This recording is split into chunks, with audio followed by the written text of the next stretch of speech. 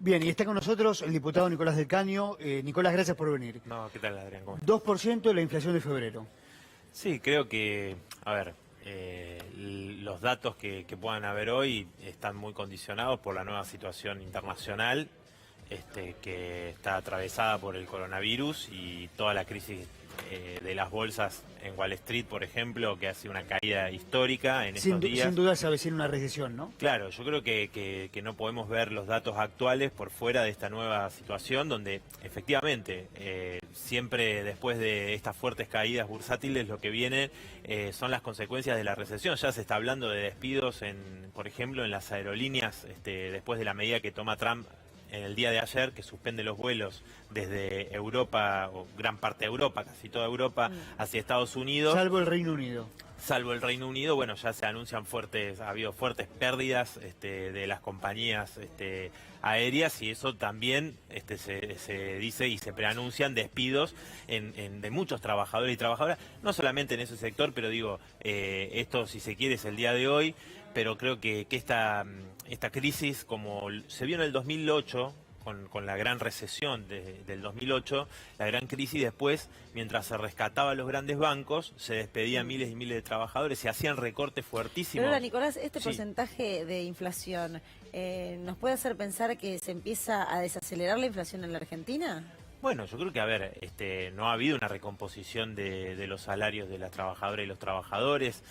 Las jubilaciones en los sectores que cobran la mínima fue un poquitito más de lo que estaba planteado en la ley anterior, pero muchos cobraron menos de lo que estaba estipulado en la ley, después de haber perdido muchísimo, ¿no? Entonces, para tener en cuenta también que los datos de la inflación están relacionados con que tampoco hay un mayor consumo por parte de las mayorías populares, producto de que han perdido este poder adquisitivo en los últimos años del gobierno de Macri y no se han recuperado hasta el día de hoy, ni tampoco se ve una política que hoy se esté planteando para que se recuperen fuertemente después de estas fuertes pérdidas. Y esta nueva situación lo que plantea es realmente una situación peor, digamos, ¿no? Para los trabajadores, para las trabajadoras, porque las consecuencias de una recesión a nivel internacional, que ya se estaba pronosticando, digo, ¿no? Ahora el coronavirus ha acelerado toda esta situación a partir de estas medidas que se han tomado en distintos países, pero ya se venían preanunciando de parte de los principales economistas de Estados Unidos y otros países del mundo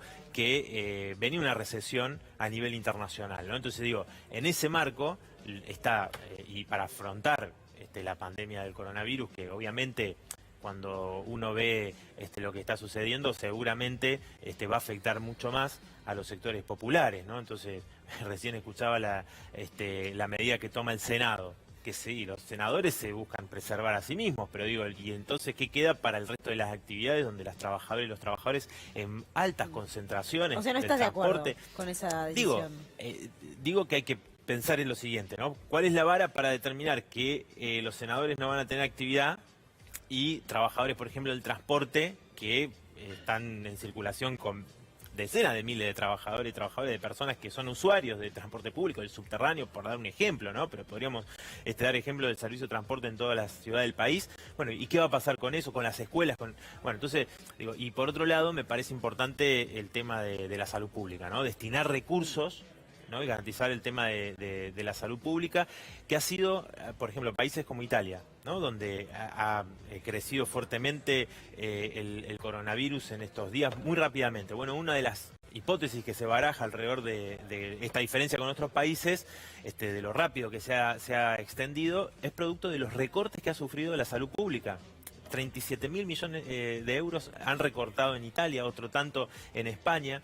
Digo, y eso entonces nosotros en Argentina lo que tenemos que poner es todos los recursos para que la salud pública y la salud, digo, privada tiene que funcionar en conjunto, ¿no? En este momento de emergencia, y al mismo tiempo, bueno, prohibir los despidos para que esta situación no se descargue sobre las trabajadoras y los trabajadores, y que se garanticen licencias para todas aquellas personas, digo, sobre todo en el sector privado, ¿no? Todas aquellas personas que tengan que tener una licencia producto de la enfermedad o de que haya síntomas y entonces tengan que tener algún resguardo, alguna cuarentena, bueno, que realmente puedan tenerlo y que se garantice, y eso, bueno, nosotros lo vamos a plantear también en el Congreso. Nicolás, muchas gracias. No, por favor, gracias a usted.